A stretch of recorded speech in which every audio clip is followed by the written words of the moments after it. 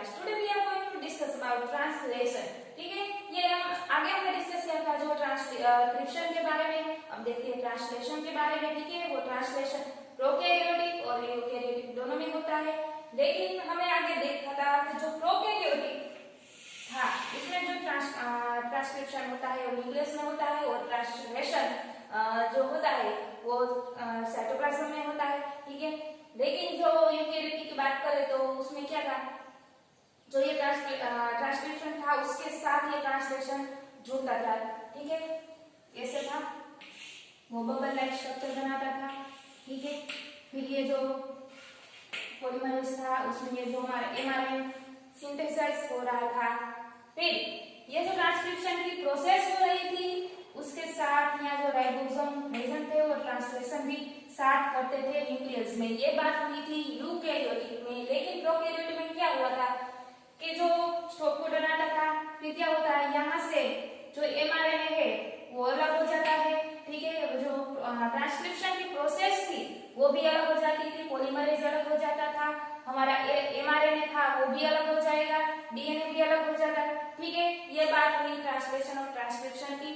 अब ये जो प्रोकैरियोटिक की बात करें तो ये ट्रांसलेशन जो साइटोप्लाज्म में होता है. ठीक है, वो ट्रांसलेशन प्रोसेस में हमें किसकी जरूरत पड़ेगी, तो फर्स्ट ऑफ ऑल हमें एमआरएनए चाहिए, amino acid, tRNA, ribosome, enzyme. ठीक है, एमआरएनए, टीआरए और आरआरएनए. ठीक है, ये तीनों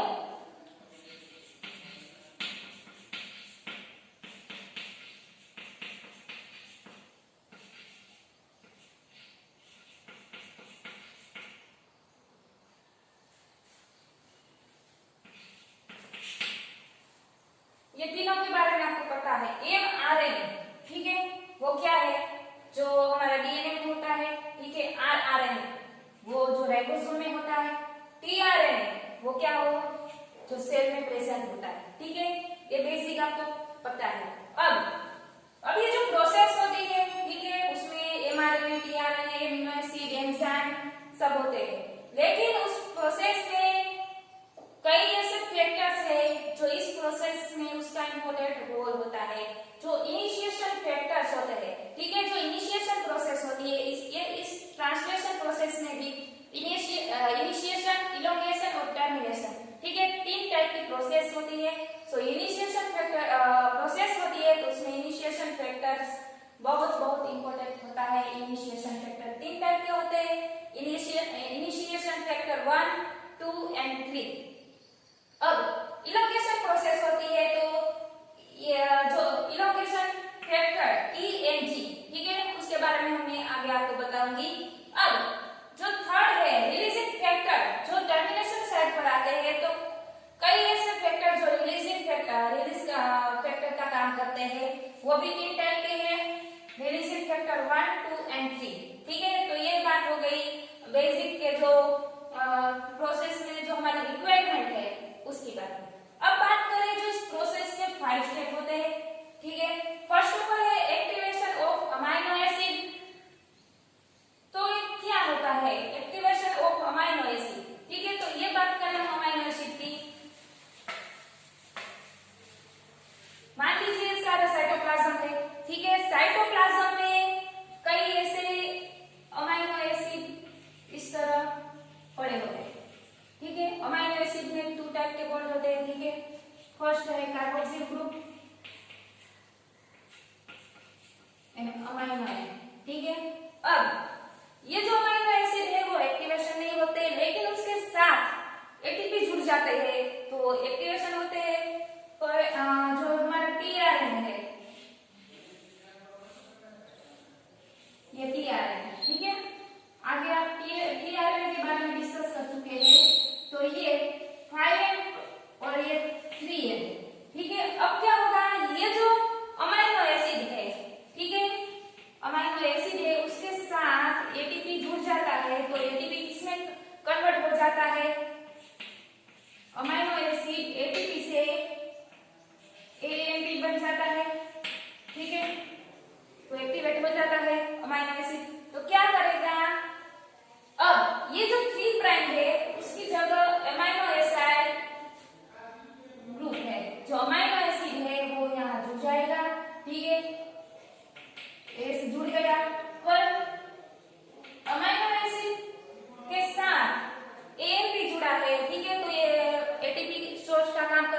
एनर्जी सोर्स का काम करेगा।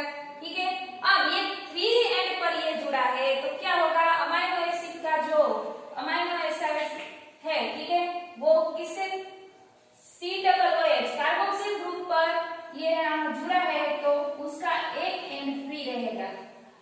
कौन क्या एंड फ्री रहेगा, H2N अमाइनो एंड फ्री रहेगा, याद रखिएगा, क्योंकि ये अमाइनो एंड आगे इस प्रोसेस में काम आएगा।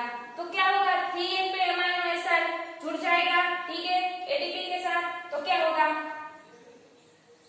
ये अमाइनो एसिड है और ATP है, दोनों ऐसे जुड़ गए तो अमाइनो एसिड ट्राइफॉस्फेट, तो 2 ऐसे फॉस्फेट निकल जाएगा तो क्या बना, अमाइनो एसिड फॉस्फेट बना, तो AMP। ठीक है, ये बात क्लियर हो गई। अब ये जो tRNA के साथ जो अमाइनो एसिड ग्रुप जुड़ा तो फॉर्मूला कुछ इस तरह होगी, जो अमाइनो एसिड था प्लस tRNA था, ठीक है, वो जुड़ गया, ATP था, ठीक है, AMP था हमारा। अब ऐसे कई हमने आगे डिस्कस है, जो कैल्शियम थे, मैग्नीशियम थे, ऐसे कुछ मॉलिक्यूल्स होते हैं, ठीक है, वो भी इस प्रोसेस में काम आएंगे, जो Mg+ है, ठीक है। तो अब ये जो प्रोसेस बनेगी तो कैसे बनेगी, तो अमाइनो एसिड tRNA, क्योंकि tRNA पर अमाइनो एसिड 3N पर बैठा है, ठीक है। अब उसके साथ AMP है, ATP से AMP कन्वर्ट हो गया और फिर ये जो फॉस्फेट है, ठीक है, वो भी प्रेजेंट हो गए, तो कुछ उसकी फॉर्मूला इस तरह होगी, ठीक है। तो ये जो अमाइनो एसिड के साथ ATP जुड़ जाता है तो क्या होता है, जो अमाइनो एसिड होता है वो एक्टिवेट होता है, तो क्या हुआ, फर्स्ट स्टेप क्लियर हो गया, तो एक्टिवेशन ऑफ अमाइनो एसिड, ठीक है, उसके साथ ATP जुड़ा तो ये जो अमाइनो एसिड है वो एक्टिव हो गया। फिर बात करें चार्जिंग ऑफ tRNA, तो क्या हुआ, जब ये 3N पर अमाइनो एसिड जुड़ गया, ठीक है, तो ये जो tRNA है वो चार्ज हो गया, tRNA था, ठीक है, 3 प्राइम पे 5 प्राइम, ठीक है, वो अनचार्ज था, लेकिन उसके साथ अमाइनो एसिड जुड़ जाए विथ ATP, जो AMP में कन्वर्ट हुआ है, तो 3N पर जुड़ गया कार्बोक्सिल ग्रुप पर और उसका amino N group free and है, ठीक है। तो ये जो फिगर बनी वो tRNA है वो चार्ज हो गया, तो ये दो स्टेप क्लियर हो गए, जो charging of tRNA and activation of amino acid. अब जो इंपॉर्टेंट प्रोसेस यहां से शुरू होती है वो है इनिशिएशन फैक्टर। जो इनिशिएशन प्रोसेस में जो पॉलीपेप्टाइड चेन सिंथेसिस होती है वो किस तरह होती है उसके बारे में। अब बात करें जो ट्रांसलेशन का जो फर्स्ट प्रोसेस है इनिशिएशन के बारे में, तो इनिशिएशन प्रोसेस में क्या होता है,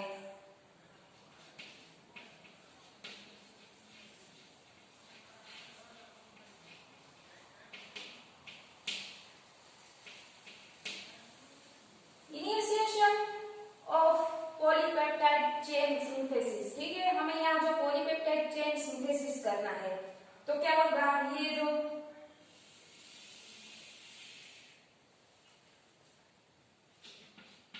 प्राइम से 3 प्राइम, ठीक है, mRNA है। अब यहां जो कोडॉन होंगे, ठीक है, अब यहां AUG UAG, ठीक है, यहां जब ट्रांसलेशन की प्रोसेस होती है तो AUG, ये जो स्टार्ट कोडॉन है, हमें आगे डिस्कस किया था स्टार्ट कोडॉन की जो ट्रांसलेशन की प्रोसेस होती है, ठीक है, AUG जो स्टार्ट कोडॉन है वहां से ट्रांसलेशन की प्रोसेस होती है और AUG पर मिथियोनिन होता है, ठीक है। अब ये स्टॉप कोडॉन है UAG, ठीक है, यहाँ जो टर्मिनेशन साइड पर, ठीक है, 5 प्राइम को हम अपस्ट्रीम कहते हैं और 3 प्राइम को हम डाउनस्ट्रीम कहते हैं, ठीक है। अब यहां से ये codon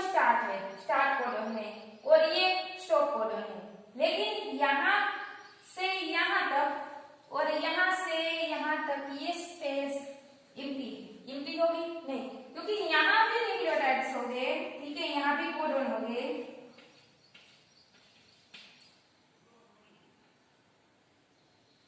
A ji A D A, ऐसे 5-6 कोडॉन हो गए, ठीक है। अब अभी ये जो ट्रांसलेशन यहाँ से शुरू होता है, ठीक है, AUG, आप उसे ऑगस्ट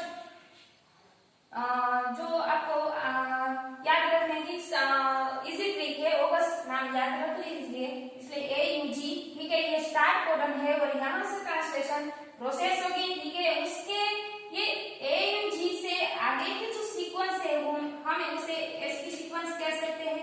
SD का मतलब शाइनी,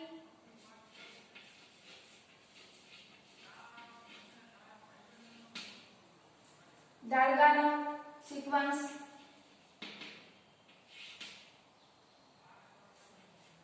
ठीक है। अब ये जो SD सीक्वेंस है, ठीक है, अब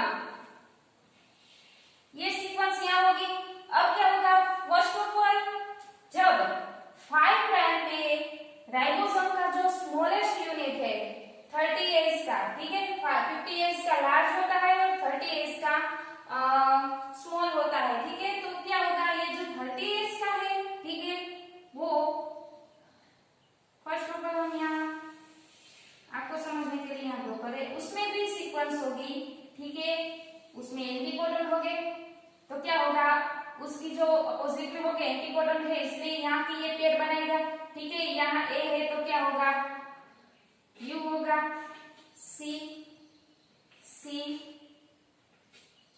क्या होगा, U C U, ठीक है, ऐसी बनता जाएगा। लेकिन फर्स्ट ऑफ ऑल क्या होगा कि यहाँ जब AUG है उसके साथ मिथियोनिन, ठीक है, जुड़ेगा, तो क्या होगा, tRNA है, ये tRNA है,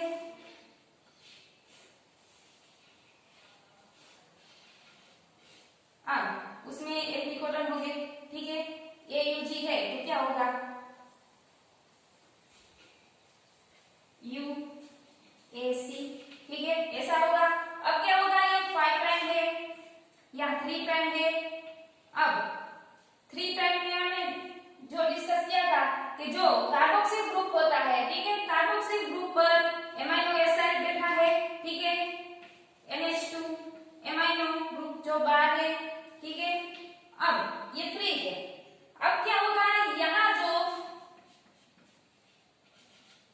न्यूक्लियोटाइड के जो 10 होते हैं उसको जो फॉर्मल होता है, मतलब कि यहाँ जो हमने डिस्कस किया था, जो इनिशियल फैक्टर 3 थे, initiation factor F1 F2 initiation factor 3।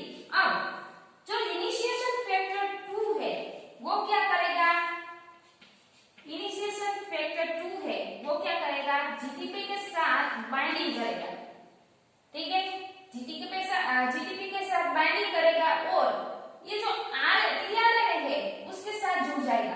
तो ये इनिशिएशन फैक्टर 2 GTP और tRNA, ठीक है, बाइंडिंग हो गया। अब ये बाइंडिंग हो गया तो ये कॉम्प्लेक्स बन गया, ये जो कॉम्प्लेक्स बन गया तो उसको, ये कॉम्प्लेक्स को यहाँ से लेकर जाने के लिए ये इनिशिएशन फैक्टर 2 होता है, ठीक है। अब बात करें तो ये राइबोसोम का स्मॉलेस्ट यूनिट है, ठीक है, तो अब हम उसके साथ ये जोड़ देते हैं, तो ये जो स्मॉलेस्ट यूनिट है, ठीक है, ये स्मॉलेस्ट यूनिट, अब उसके साथ कॉम्प्लीमेंट्री बनेगी, ठीक है, एक के साथ क्या बनेगा, U C C U C U, ऐसे कॉम्प्लीमेंट्री बनेगी, ठीक है। अब ये जो पॉलीपेप्टाइड, उसके बीच में पॉलीपेप्टाइड बॉन्ड बनेंगे, ठीक है, तो ये जो स्मॉलेस्ट यूनिट है 3S 30S, ठीक है, उसको mRNA के साथ जो जोड़ने के लिए जो इनिशिएशन फैक्टर है, ठीक है, वो इनिशिएशन फैक्टर 3, ठीक है, इनिशिएशन फैक्टर इसके साथ जुड़ा तो इनिशिएशन फैक्टर 3 यहाँ प्रेजेंट होगा। अब ये जो जुड़ा होगा तो हम उसे यहाँ लिख सकते हैं एसडी सीक्वेंस। अब शॉर्ट में इसे लिख सकते हैं। अब ये ट्रांसफर आरएनए यहाँ आ जाएगा,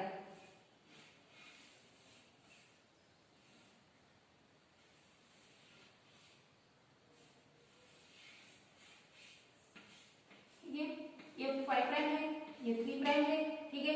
यहाँ एमाइनो एसिड कौन है? मेथियोनिन, जो फर्स्ट कोडन होता है, ठीक है, उसके साथ है ईयूजी है, उसके साथ है, तो एंटीकोडन क्या होगा? एंटीकोडन उसका यूएसी होगा, ठीक है। अब ये बीच में पॉलीपेप्टाइड बाइंडिंग करेगा। अब ये जो टीआरएनए है और ये जो एमआरएनए है उसके बीच में पॉलीपेप्टाइड बाइंडिंग करने के लिए एक जो फैक्टर आएगा वो है इनिशिएशन फैक्टर 1, ठीक है। तो तीनों के तीनों फैक्टर यहाँ का रोल प्रेजेंट कर चुके हैं। अब बात करें तो ये जो तीनों का फैक्टर का काम आ गया है, तो यहाँ जो स्मॉलेस्ट राइबोसोम है, ठीक है, इसको मैं मिटा दूं। अब स्मॉलेस्ट है तो हम जो राइबोसोम का दूसरा पार्ट है लार्ज साइड का, ठीक है, उसे भी यहाँ हम शो कर लेते हैं। तो क्या होगा? ये राइबोसोम का दूसरा पार्ट है, ठीक है। यहाँ पर ये जो टीआरएनए आया है, ठीक है, वो पी साइड पर आएगा, ठीक है। तो मैं आपको समझाने के लिए इजी बना दूं।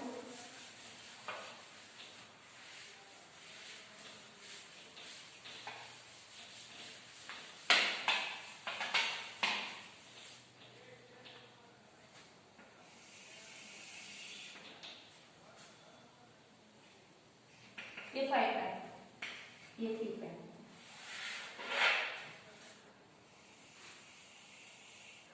ठीक है। अब यहाँ जो राइबोसोम का स्मॉलेस्ट यूनिट है, ओके, अब यहाँ लार्जेस्ट यूनिट है, ठीक है, 50 का और यहाँ 30 का, क्योंकि हम प्रोकैरियोटिक की बात कर रहे हैं इसलिए। तो यहाँ जो स्टार्ट कोडन था, ठीक है, कौन था? एयूजी था, ठीक है। यहाँ पर फर्स्ट ऑफ टीआरएनए आया, ठीक है, उसके साथ उसने पॉलीपेप्टाइड बाइंडिंग की, ठीक है, ये 5 प्राइम है। यहाँ जो मिथियोनिन है,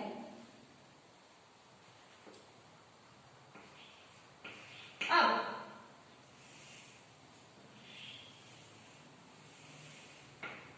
यहाँ जो राइबोसोम है उसमें 3 टाइप की स्पेस होगी, ठीक है। यहाँ जो फर्स्ट ऑफ टीआरएनए आया उसे हम पी साइड कहते हैं, ए और ई तीनों साइड हम आगे डिस्कस कर चुके हैं, फिर भी मैं आपको एक बार बता दूं। ए साइड है वो एडिनोसाइन टीआरएनए बाइंडिंग है, ठीक है, वो जो नया टीआरएनए आएगा उसके साथ ही बाइंडिंग करेगा। पी साइड है क्या है? वो पॉलीपेप्टाइड है, ठीक है, वो भी टीआरएनए के साथ बाइंडिंग करेगा। और ये ई है, उसके बारे में आपको मैं आगे बताऊंगी।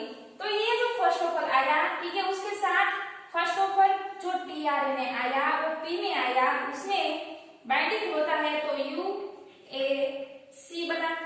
अब आपको ये बात बहुत इंपॉर्टेंट याद रखनी है कि जो फर्स्ट ऑफ ऑल टीआरएनए आया वो पी में आएगा, ए में नहीं आएगा, क्योंकि फर्स्ट कोडन यहाँ एयूजी था, ठीक है। फर्स्ट ऑफ ऑल जो टीआरएनए आया वो पी साइड में आया, लेकिन यहाँ सब जो कोडन आएंगे, ठीक है। अब जो नया टीआरएनए आएगा वो ए में आएगा, ए साइड में, एडिनोसाइन साइड में, ठीक है। और फिर जो नया टीआरएनए आएगा वो ए में आएगा, फिर टी में आएगा और फिर ई में आएगा, ठीक है। ये बात क्लियर हो गई। अब यहाँ पर स्टॉप कोडन है, मतलब कि यूएजी, ठीक है। अब क्या करेगा? ये जो इनिशिएशन का पार्ट चल रहा है, ठीक है, यहाँ तक आ गए, फिर क्या होगा?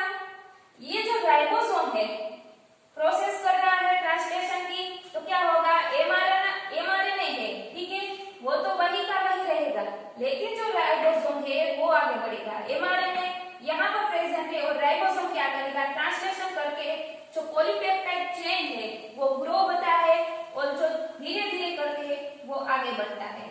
ठीक है, एमआरएनए आगे नहीं बढ़ेगा, लेकिन जो राइबोसोम है वो आगे बढ़ेगा, ऐसे ऐसे करके वो आगे बनता है। ठीक है, फिर आता है इलोकेशन का पार्ट। तो इलोकेशन पार्ट में क्या होता है,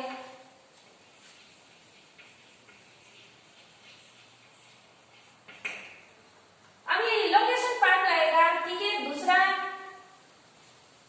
टीआरए में आएगा, लेकिन क्या होगा, इलोकेशन पार्ट में हमने डिस्कस किया था कि दो ऐसे फैक्टर होंगे, allocation factor T and allocation factor G. ठीक है, अब टी की बारी है तो टी क्या करेगा, इलोकेशन फैक्टर टी है। ठीक है, उसमें दो सब यूनिट होते हैं, T S and T U.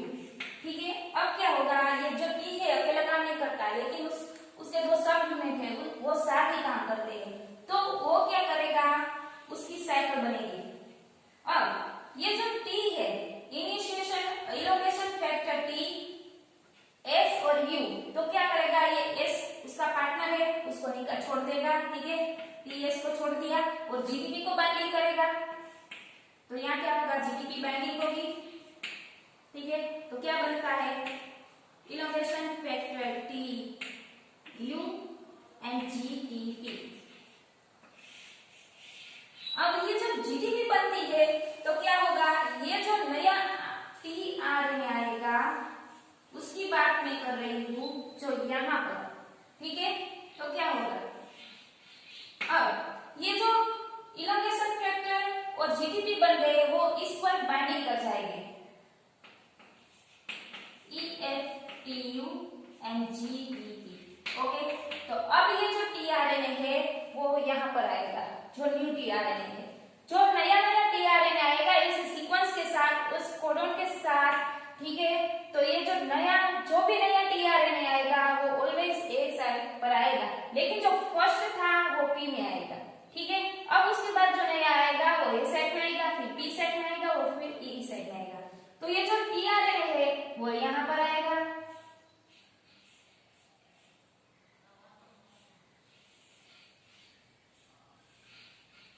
ठीक है, यहाँ पर आया, अब क्या हुआ, ये जीडीपी है। ठीक है, लेकिन उसको जो एटीपी का सोर्स चाहिए, ठीक है, वो नहीं होगा, वो हाइड्रोलिसिस करेगा, तो हाइड्रोलिसिस करेगा तो क्या होगा, ये जीडीपी है वो जीडीपी में बदल जाएगा, तो क्या होगा, EFTU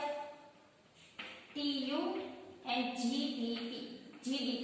ठीक है, जब ये जीडीपी में कन्वर्ट होगा तो क्या करेगा, इनिशिएशन फैक्टर इलोकेशन फैक्टर है वो जीडीपी को क्या करेगा, निकाल देगा, और जो पुराना पार्टनर था टीएस उसको जोड़ देगा। तो क्या होगा, ये जो जीडीपी है वो निकल गया, पुराना पार्टनर था टीएस वो आ गया, और साइकिल बन जाएगी, और जो जैसा था वैसा ही बन जाएगा। ठीक है, उसको जीडीपी यहाँ चाहिए था, उसे मिल गया, फिर हाइड्रोलिसिस था, ठीक है, बन गया, जो जीडीपी में बदल गया। ठीक है, तो यहाँ जब जीडीपी आया तो क्या होगा, जब ये जो उसको बाइंडिंग इसके साथ उसको बाइंडिंग करने के लिए एटीपी सोच की जरूरत पड़ती है। ठीक है, तो यहाँ हाइड्रोलिसिस हुआ। अब ये जो इनिशिएशन फैक्टर टी था उसकी बारी खत्म हो गई।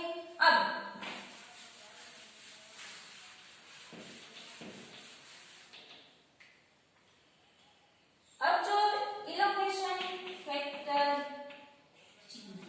ठीक है उसका क्या किया है, अब ये जो प्रोसेस होगी ये प्रोसेस आगे होगी। ठीक है, उसमें एटीपी का सोर्स चाहिए, उसको धक्का देने का और ये प्रोसेस को आगे बढ़ने का सोर्स चाहिए, तो वो इलोकेशन फैक्टर जी देगा। ठीक है, डाउनस्ट्रीम तरफ जो डाउनस्ट्रीम है उसकी तरफ जाने के लिए वो इलोकेशन फैक्टर जी आएगा। अब ये जो नया आया है, ठीक है, उसमें भी कोई एमाइनो एसिड होगा या मिथायोनिन है, तो फॉर एग्जांपल आप उसे ग्लाइसिन ले लो। ठीक है, ये ग्लाइसिन आ गया। अब ये बात एक बहुत इंपॉर्टेंट है कि जो ये पी और ए उसके बीच में एक एंजाइम बैठा हुआ है यहाँ पर। ये एंजाइम है पेप्टिडाइल ट्रांसफरेज।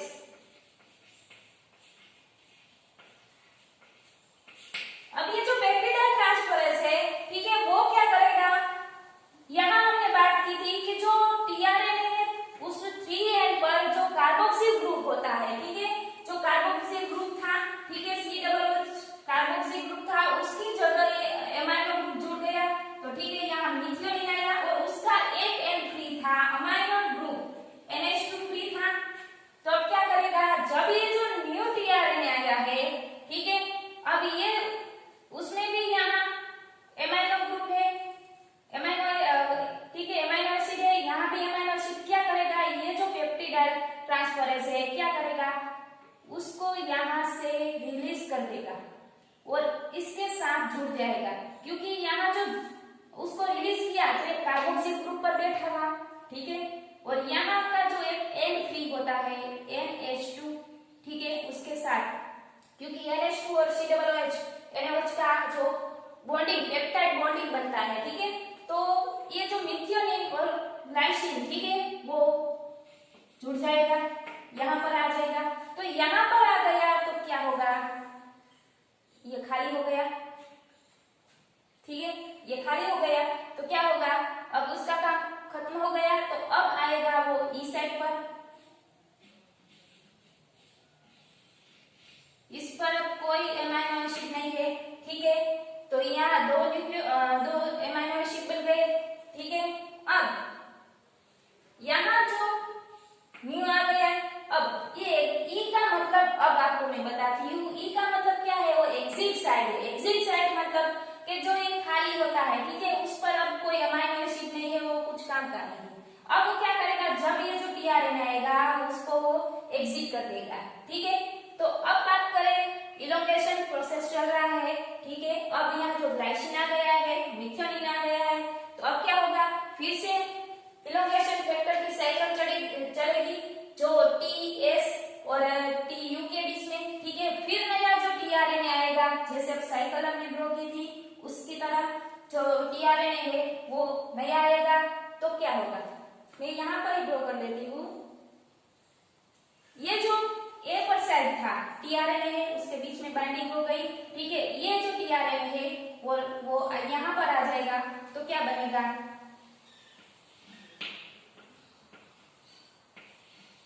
ठीक है, और जो नया टीआरएनए आया है मान लीजिए वो आर्जिनिन है, ठीक है, आर्जिनिन है। अब क्या करेगा, फिर भी ये पेप्टिडाइल ट्रांसफरेज जो एंजाइम बैठा है वो क्या करेगा, कार्बोक्सिल ग्रुप, ठीक है, यहाँ से वो रिमूव कर देगा और जो NH2, ठीक है, उसके साथ ये जुड़ जाएगा, तो क्या होगा, यहाँ पर ये जो है लाइसिन मिथियोनिन है वो भी ऐसे चेन बनेंगे, ठीक है, ग्लाइसिन मिथियोनिन, तो क्या होगा, ये दोनों ऐसे बन गए।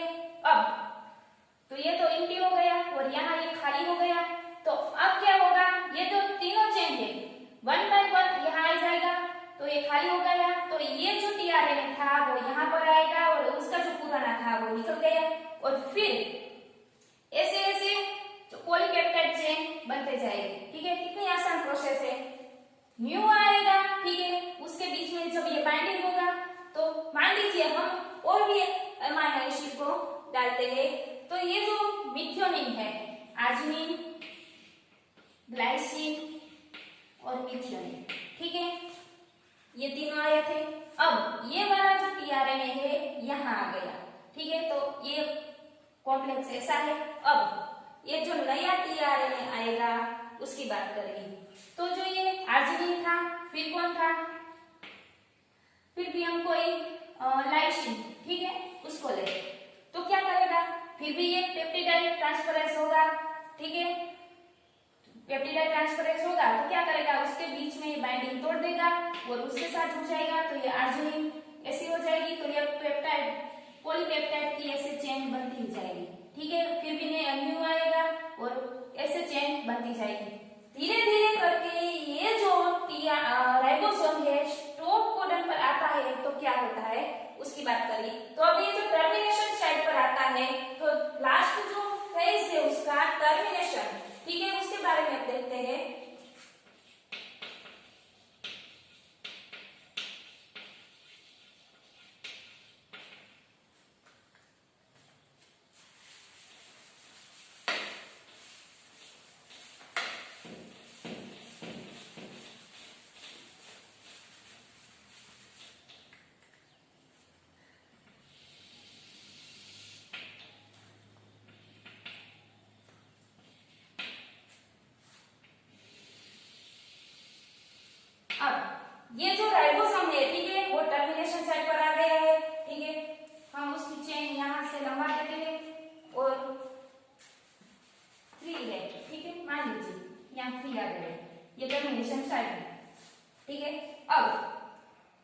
यहाँ जो टर्मिनेशन साइड पर कोडोन था, ठीक है,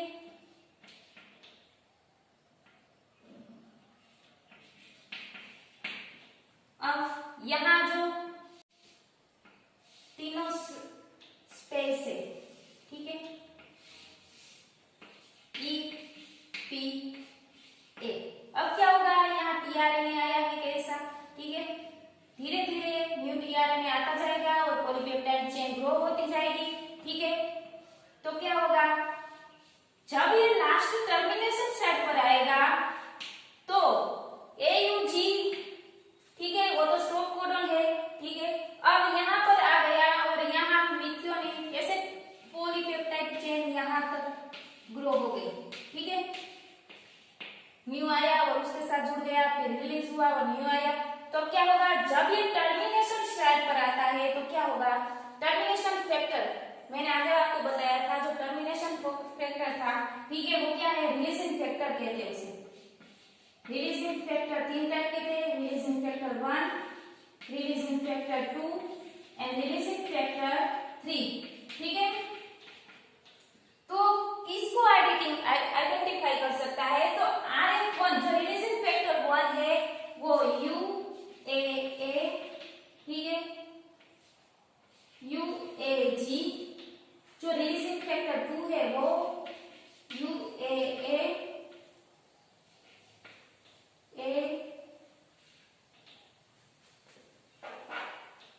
GAU, एंड जो रिलीजिंग फैक्टर 3 है वो किसी को आइडेंटिफाई नहीं करता, लेकिन वो जीडीपी के साथ जुड़ता है।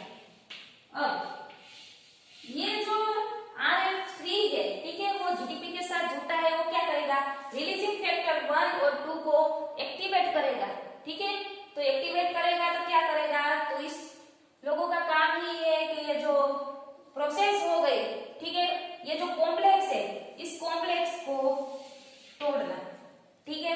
तो क्या करेगा, जब ये यहाँ पर तो कोई कोडन होता है, वो किसी के साथ बाइंडिंग करता नहीं है, ठीक है, यहाँ जो कोडन होते हैं वो किसी के साथ पॉलीपेप्टाइड बाइंडिंग तो करता नहीं है, तो क्या करता है, तो ये जो रिलीजिंग फैक्टर है उसका काम ही है इस कॉम्प्लेक्स, इस प्रोसेस को खत्म करना, इस कॉम्प्लेक्स को तोड़ना।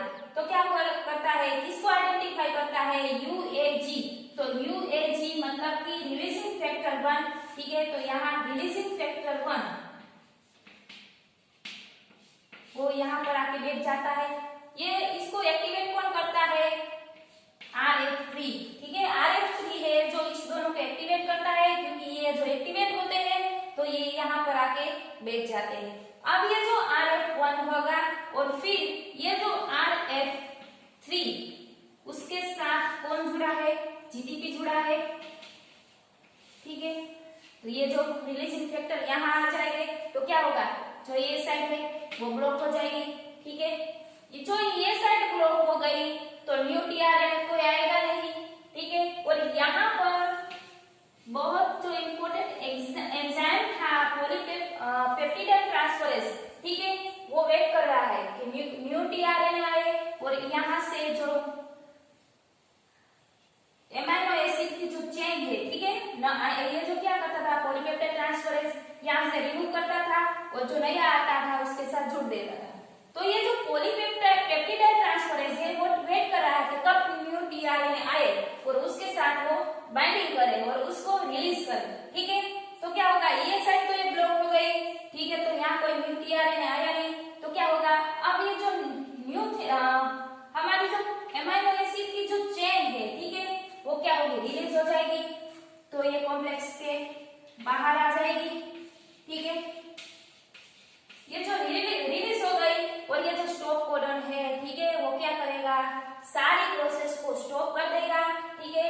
तो ये तीनों साइड है वो भी बिखर जाएगी, ठीक है, राइबोसोम भी अलग हो जाएगा, स्मॉलेस्ट यूनिट अलग हो जाएगा, लार्जेस्ट यूनिट अलग हो जाएगा, एमआरएनए अलग हो जाएगा, सारी प्रोसेस इस जो पूरा कॉम्प्लेक्स है उसको तोड़ देगा, ठीक है, स्टॉप कोडन।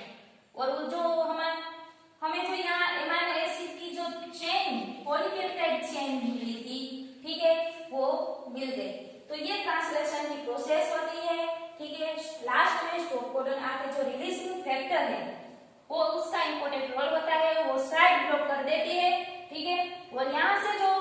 टीआरएनए नहीं आता। अब जब न्यू टीआरएनए नहीं आएगा तो क्या करेगा, ये जो पेप्टिडाइल ट्रांसफरेज है वो क्या करेगा,